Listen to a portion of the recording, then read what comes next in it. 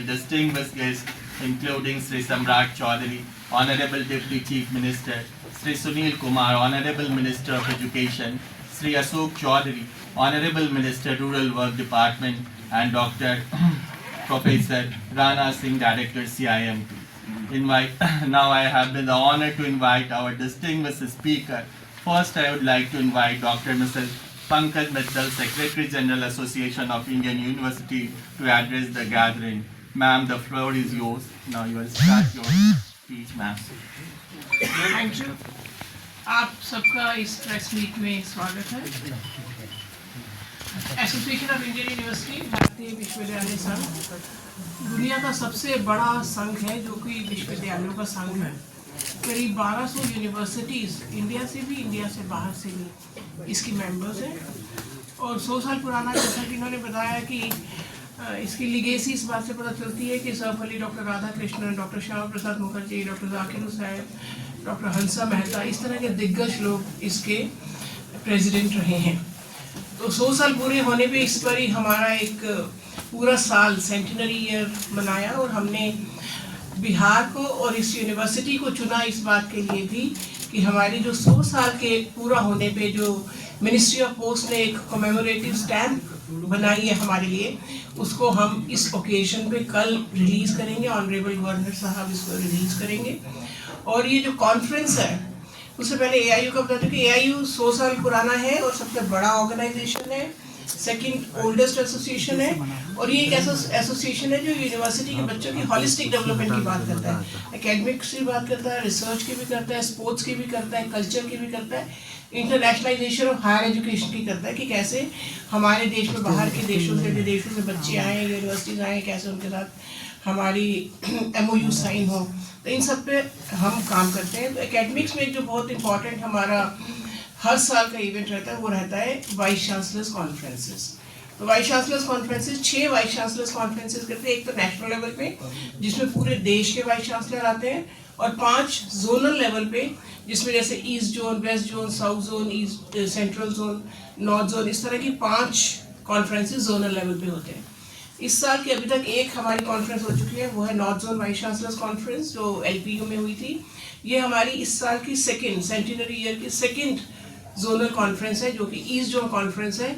और यहाँ पे करीब जो 100 वाइस चांसलर्स आएंगे वो आएंगे इन स्टेट से। ईस्ट जोन में जो स्टेट्स पड़ती हैं वो है अरुणाचल प्रदेश, असम, बिहार, झारखंड, मणिपुर, मेघालय, मिजोरम, नागालैंड, सिक्किम, त्रिपुरा, उत्तर प्रदेश का थोड़ा सा हिस्सा और वेस्ट बंगाल।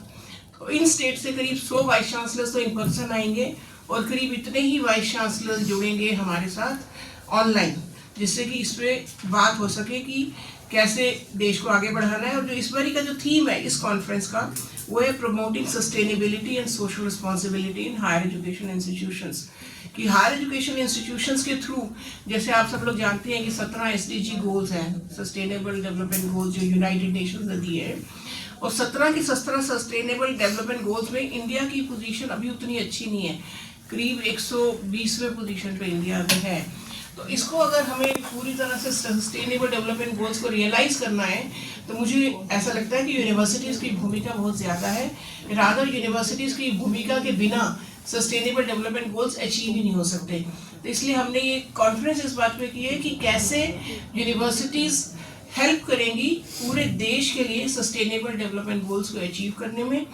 और मतलब चाहे वो एकेडमिक्स में करिकुलम के माध्यम से हो, चाहे अवेयरनेस के माध्यम से हो, चाहे रिसर्च के माध्यम से हो, चाहे इम्पैक्ट स्टडीज़ के माध्यम से हो, तो बहुत सारे तरीके हैं जिससे यूनिवर्सिटी इसमें कंट्रीब्यूट कर सकती हैं। दूसरा, यूनिवर्सिटी सोशल रिस्पॉन्सिबिलिटी। हमारे देश में लाइक कहीं भी कोई भी यूनिवर्सिटी बनती है तो उससे ये उम्मीद की जाती है कि उस यूनिवर्सिटी के बनने से उस यूनिवर्सिटी के आसपास की पूरी सोसाइटी का डेवलपमेंट होगा। और शुरू में जब पहली यूनिवर्सिटी बनी थी, फॉर्चुनेटली वो इंडिया में बनी थी, नालंदा यूनिवर्सिटी, तो वहाँ भी ये था कि यूनिवर्सिटी की वजह से आसपास की सारी सोसाइटी का डेवलप होगा। पर धीरे धीरे यूनिवर्सिटीज़ अपने इस मैंडेट को भूलती चली गई और सोसाइटी और यूनिवर्सिटीज़ 2 अलग अलग मतलब साइलोज में काम करने लगी। तो हमारी इस कॉन्फ्रेंस के माध्यम से हम ये चाहते हैं कि वो ब्रिज दोबारा से बने और यूनिवर्सिटी सोसाइटी के लिए काम करे और यूनिवर्सिटी सोसाइटी के लिए कैसे काम कर सकती है, यूनिवर्सिटी कैसे कम्युनिटी डेवलपमेंट में हेल्प कर सकती है, सोसाइटल डेवलपमेंट में हेल्प कर सकती है। जो स्वदेशी का नारा माननीय प्रधानमंत्री जी ने दिया है उसको कैसे हम पूरा कर सकते हैं यूनिवर्सिटीज़ के माध्यम से, इन सब पे बहुत विस्तृत चर्चा होगी। और एक स्पेशल सेशन जो रखा है पटना यूनिवर्सिटी वाइस चांसलर साहब ने खुद उस सेशन को रखा है स्टेम सेल टेक्नोलॉजी, क्योंकि इस विषय में पटना यूनिवर्सिटी बहुत अच्छा, आर्यभट्टा यूनिवर्सिटी बहुत अच्छा काम कर रही है। तो स्टेम सेल टेक्नोलॉजी पे एक स्पेशल सेशन होगा कि स्टेम सेल टेक्नोलॉजी को कैसे आगे बढ़ाया जाए। तो 3 सेशन है इसमें, research and innovation in higher education institutions, एक यूनिवर्सिटी सोशल रिस्पॉन्सिबिलिटी पे, और तीसरा futuristic digital and technological pathways to sustainability. ये 3 सेशंस रहेंगे।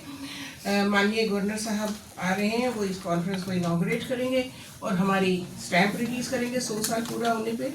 इसके अलावा माननीय डिप्टी चीफ मिनिस्टर सम्राट चौधरी जी आएंगे, एजुकेशन मिनिस्टर श्री अशोक चौधरी, सुनील कुमार जी आएंगे, और रूरल वर्क डिपार्टमेंट के मिनिस्टर श्री अशोक चौधरी जी कल यहाँ पे हिस्सा लेंगे। और मुझे उम्मीद है कि जो भी यहाँ पे डिसीजंस होंगे उसको हम सरकार को भेजेंगे और सरकार में ये पॉलिसी डॉक्यूमेंट्स बनाने के लिए बहुत हेल्पफुल होगा।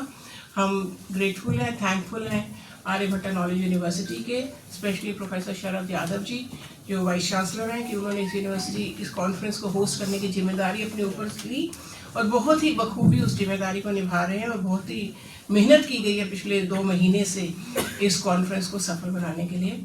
तो thanks to Aryabhatta knowledge university and professor Yadav, thank you very much. इस तरह के इवेंट होते हैं तो उनका एक अलग मैसेज जाता है। जहाँ तक AIU का सवाल है, हमारे ऑलरेडी एक सेंटर दे चुके हैं ADC का, वो काम कर रहा है, जो हमारे लिए एक उपलब्धि थी। आगे हम मैनेज द इवेंट्स, अभी तक AIU के साथ जुड़ के मैंने काम किया। जो डेवलपमेंट और जो हमारा इंटीग्रेशन यूनिवर्सिटीज़ का इंटरनेशनल लेवल पे थ्रू AIU हो रहा है, नेशनल लेवल पे जो नए इनपुट्स AIU के थ्रू हमें मिल रहे हैं सभी वाइस चांसलर्स को, सभी यूनिवर्सिटीज़ को, वो एक बहुत इम्पोर्टेंट काम है। आए थे तो विश्वविद्यालय संघ ने ही सबसे पहली बार टर्की की सभी यूनिवर्सिटीज़ के साथ अपने MOU। अभी अल-फलाह यूनिवर्सिटी का भी जो भी मुद्दा आया था तो हम लोगों ने ही पहली बार उसको पूरे देश के मंच पे रखा कि नहीं भाई ऐसा विश्वविद्यालय हमारे संघ में नहीं हो सकता, और बाद में सारे ऑर्गेनाइजेशंस ने वो उसको ख़त्म किया।